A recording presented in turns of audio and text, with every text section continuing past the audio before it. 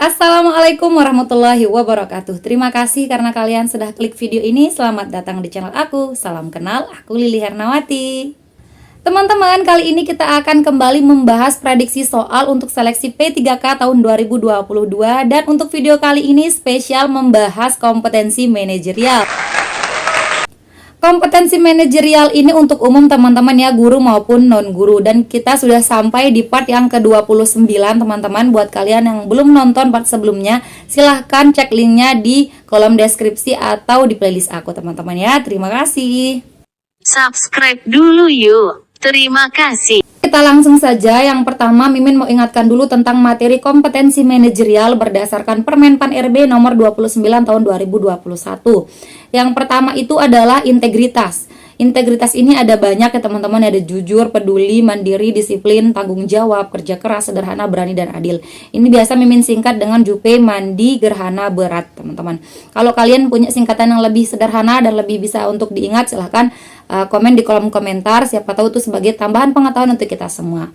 Oke, kita lanjut. Yang kedua adalah tentang kerjasama. Bagaimana kita mampu bekerja sama dalam tim setiap kali bekerja teman-teman. Kemudian yang ketiga tentang komunikasi. Jadi kalau ada masalah, ada sesuatu yang janggal dalam setiap kali kita bekerja, itu harus dikomunikasikan teman-teman, dan nggak boleh kalau ada pilihannya tentang ngomongin teman-teman kalian di belakang, tolong jangan dipilih. Kemudian yang keempat tentang orientasi pada hasil. Jadi misalkan nanti ada soal yang terkait tentang teman-teman punya masalah misalkan ya dengan rekan kerjanya.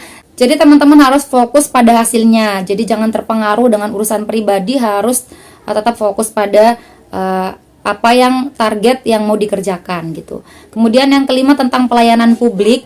Selanjutnya pengembangan diri dan orang lain. Yang ketujuh mengelola perubahan. Kemudian yang terakhir tentang pengambilan keputusan. Oke teman-teman, kita sedikit mengulas kembali tentang nilai ambang batas untuk tahun 2021 teman-teman ini ya.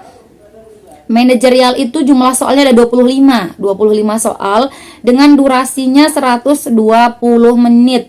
Kemudian nilai ambang batasnya 130 teman-teman, dan nilai kumulatif maksimal itu 200. Teman-teman, untuk manajerial ini ada 4 pilihan soalnya, yaitu A, B, C, D. Kemudian dengan nilai paling rendah 1, nilai paling tingginya 4 teman-teman ya. Kalau teman-teman tidak menjawab baru nilainya 0. Jadi usahakan untuk menjawab. Misalkan waktu kalian mepet, tetap jawab aja ya secepat mungkin yang kalian bisa di waktu-waktu yang mepet. Nah, kemudian nanti kita akan tetap mengeliminasi pilihan yang kira-kira memiliki poin 3 atau 4, yang mana baru kita tentukan mana yang paling maksimal teman-teman ya. Kalau teman-teman seandainya sudah dapat poin 3 untuk semua soal yang 25 ini, teman-teman sudah melewati ambang batas dan lulus untuk kompetensi manajerial ini teman-teman ya. Oke, kita langsung saja. Yang pertama adalah ini.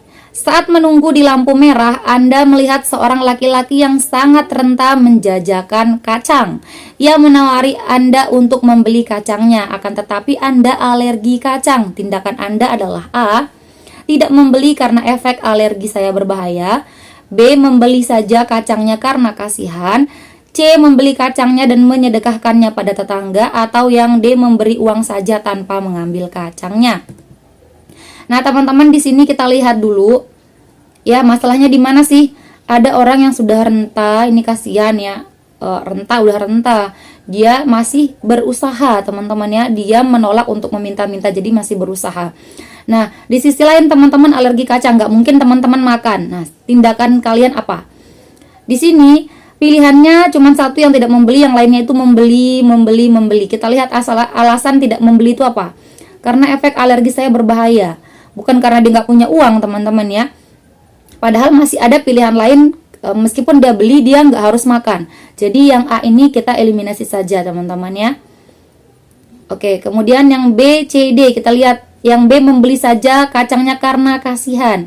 Yang C membeli kacangnya dan menyedekahkannya pada tetangga. Ini ada usaha ekstra, yaitu udah membeli kemudian menyedekahkannya. Kalau yang B hanya membeli saja ya karena kasihan, dia nggak tahu, di sini nggak dijelaskan apakah orang ini atau anda ini mau makan kacang itu karena ingat ada alergi, atau anda apain, apa Anda buang atau apa.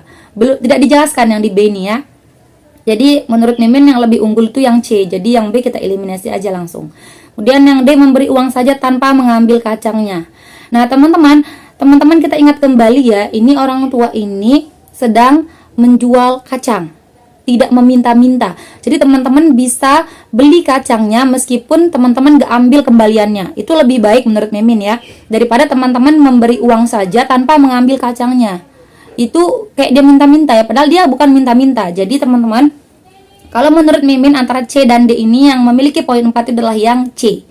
Kenapa? Karena di sini lebih mending kita sedekahkan kacangnya karena teman-teman alergi ke orang lain, misalkan ke tetangga gitu. Nah, oke. Itu menurut Mimin teman-teman. Kalau menurut kalian ada jawaban yang lebih tepat, silahkan komen aja di kolom komentar. Ini termasuk dari materi integritas, yaitu peduli dan sederhana. Oke, selanjutnya soal yang kedua. Maya bekerja di bagian pelayanan publik pada sebuah perusahaan. Perusahaan tersebut sedang menerapkan sistem baru. Sistem tersebut sangat penting untuk perusahaan dan harus segera dipahami dan digunakan oleh semua karyawan. Tindakan Maya sebaiknya adalah A. Menggali informasi lebih dalam terkait sistem baru tersebut. B. Menyuruh pimpinan mengadakan pelatihan agar sistem tersebut dapat digunakan sebaik mungkin. C. Mengadakan training rutin untuk semua karyawan hingga sistem baru dapat digunakan dengan baik. Atau yang D. Mengumpulkan tim pelayanan publik, kemudian membagi pengetahuan kepada karyawan yang lain. Di sini teman-teman kita lihat, Maya ini bekerja di bagian pelayanan publik. Kemudian sistem baru tersebut harus segera dipahami oleh semua karyawan. Tindakan Maya itu apa teman-teman? Ini agar fokusnya ke semua karyawan teman-teman ya, tidak hanya Maya. Semua karyawan harus segera paham. Oke, kita lihat yang A ini menggali informasi. Hanya menggali informasi teman-teman ya. Sedangkan tidak ada sharing ke teman-temannya yang lain. Padahal di soal itu ditekankan agar cepat dipahami oleh semua karyawan. Jadi kalau cuma menggali informasi tidak selesai masalahnya. Jadi teman-teman yang A ini kita eliminasi aja. Kemudian yang B, menyuruh pimpinan mengadakan pelatihan. Oke, mengadakan pelatihan ini bagus, tapi teman-teman di sini kata menyuruh ini menurut Mimin agak negatif ya, padahal pimpinan menyuruh itu tidak Mimin rekomendasikan untuk teman-teman pilih. Bisa kalau ada pilihannya misalkan menghimbau atau meminta, itu lebih sopan teman-teman ya. Jadi yang B ini Mimin eliminasi. Itu menurut Mimin. Kemudian yang C kita lihat mengadakan training rutin untuk semua karyawan hingga sistem baru dapat digunakan dengan baik. Oke, kita keep dulu teman-teman ya, training. Berarti ini targetnya untuk semua karyawan teman-teman. Kemudian yang D, mengumpulkan tim pelayanan publik, kemudian membagi pengetahuan kepada karyawan yang lain. Nah, antara C yang D ini, kalau menurut Mimin teman-teman ya, yang C lebih unggul. Kenapa? Karena ini langsung mengadakan training. Training itu lebih terakomodir, lebih termanage dengan baik menurut Mimin teman-teman ya, dibandingkan teman-teman mengumpulkan tim pelayanan publik kemudian dibagi-bagi ke sana ke karyawan yang ini gitu dikumpulkan. Menurut Mimin lebih bagus untuk diadakannya training langsung teman-teman ya. Jadi semua karyawan dikumpulkan langsung diajarkan melalui training gitu, pelatihan. Tidak hanya mengandalkan tim pelayanan publik saja gitu teman-teman ya. Itu menurut Mimin. Dan di sini juga ditekankan, di sini ada kata-kata rutin sampai sistem baru tersebut dapat digunakan dengan baik oleh semua karyawan. Sedangkan kalau yang D ini hanya tim pelayanan publik yang dibagi-bagi kemudian membagi pengetahuannya kepada karyawan yang lain gitu. Bisa jadi kalau hanya seperti itu, kalau tidak rutin bisa jadi dia enggak tersampaikan atau tidak bisa semua karyawan itu menggunakan sistem baru tersebut dengan baik menurut Mimin ya teman-teman ya. Jadi lebih unggul yang C ini kalimatnya dibandingkan yang D menurut Mimin. Jadi mengadakan training secara rutin untuk semua karyawan hingga sistem baru dapat digunakan dengan baik. Itu menurut Mimin teman-teman ya. Jadi yang C ini poinnya 4, kemudian yang D ini poinnya 3 teman-teman. Kalau kalian punya pendapat yang lain silahkan komen di kolom komentar. Ini termasuk dari materi integritas, yaitu kerja keras dan tanggung jawab. Oke teman-teman, kita lanjut ke soal yang nomor 3. Suatu hari pimpinan perusahaan menugaskan Anda menjadi salah satu perwakilan untuk mengikuti sebuah pelatihan. Menurut Anda pelatihan tersebut tidak berkaitan dengan pekerjaan Anda. Tindakan Anda yang A, mengikuti pelatihan tersebut untuk menambah ilmu dan wawasan. Yang B, mengikuti pelatihan tersebut agar pimpinan senang. C. Merekomendasikan karyawan lain yang pekerjaannya sejalan dengan pelatihan tersebut. Atau yang D. Pimpinan tidak memiliki pilihan lain karena saya adalah karyawan yang paling kompeten. Oke teman-teman, kita bahas dulu di sini ya. Teman-teman ditugaskan untuk mengikuti sebuah pelatihan ya. Padahal teman-teman, menurut kalian pelatihan tersebut tidak berkaitan dengan pekerjaan Anda. Menurut Anda ya teman-teman ya. Oke, sekarang kita lihat. Yang A mengikuti pelatihan tersebut, ini berarti dia mau mengambil kesempatan untuk berkembang. Meskipun itu bukan pelatihan yang berkaitan dengan pekerjaannya. Jadi dia tetap mau ikut. Dan di sini teman-teman harus tandai kata menjadi salah satu, berarti ada yang lain ya teman-teman ya, salah satu perwakilan. Dan yang B mengikuti pelatihan tersebut agar pimpinan senang ya teman-teman ya. Di sini yang A dengan yang B sama-sama mengikuti pelatihan, tapi alasannya berbeda. Kalau yang A untuk menambah ilmu dan wawasan, kalau yang B agar pimpinan senang, tentu yang A lebih unggul. Jadi yang B kita eliminasi. Kemudian yang C merekomendasikan karyawan lain yang pekerjaannya sejalan dengan pelatihan tersebut. Ingat teman-teman, Mimin ingatkan kembali bahwa teman-teman bukan satu-satunya menjadi perwakilan. Sehingga mungkin kalau teman-teman satu-satunya perwakilan, bisa kalian lakukan langkah yang C, yaitu merekomendasikan karyawan yang lain. Tapi di sini apa? Kalian menjadi salah satu perwakilan. Jadi bisa jadi di tim yang lain, di fokus yang lain juga, maksudnya bisa jadi teman-teman kalian yang lain juga di divisi yang lain juga ada perwakilannya teman-teman ya. Jadi yang C ini menurut Mimin tidak usah aja, selain dia tidak mau mengambil kesempatan untuk berkembang, dia juga tidak melihat di sini ada kata salah satu ini teman-teman ya. Jadi teman-teman perhatikan kalimat demi kalimat di sini ya teman-teman ya. Kemudian yang D, pimpinan tidak memiliki pilihan lain. Nah ini udah nggak usah dipilih. Ini kalimatnya seperti menyombongkan diri teman-teman ya. Jadi jawabannya ya yang A teman-teman. Oke, mengikuti pelatihan tersebut untuk menambah ilmu dan wawasan. Ini termasuk dari materi pengembangan diri dan orang lain. Oke, kita lanjut ke soal yang nomor 4. Anda adalah karyawan yang bekerja pada perusahaan yang berkaitan dengan pelayanan masyarakat. Anda sadar bahwa setiap individu memiliki kemampuan yang berbeda-beda dalam memahami regulasi dan kebijakan pelayanan yang ditetapkan perusahaan. Akibatnya seringkali terjadi perbedaan pemahaman atau miskomunikasi serta keluhan terkait hal-hal teknis lainnya dari masyarakat terkait pelayanan perusahaan. Oleh karena itu, sikap Anda untuk meningkatkan pelayanan adalah A, mengusulkan agar dibuat sebuah call center siap 24 jam untuk menerima semua pengaduan masyarakat. B, mengajukan adanya email koresponden agar operator bisa melayani seluruh email dari masyarakat. Yang C, menempatkan kotak saran di loket pelayanan untuk mengkoordinir semua keluhan masyarakat secara tertulis. Atau yang D, membangun sistem FAQ di website perusahaan untuk menjawab pertanyaan-pertanyaan yang sering ditanyakan terkait regulasi dan kebijakan pelayanan. Oke teman-teman, untuk yang nomor 4 ini kalau teman-teman mau ikut menjawab silahkan di post dulu.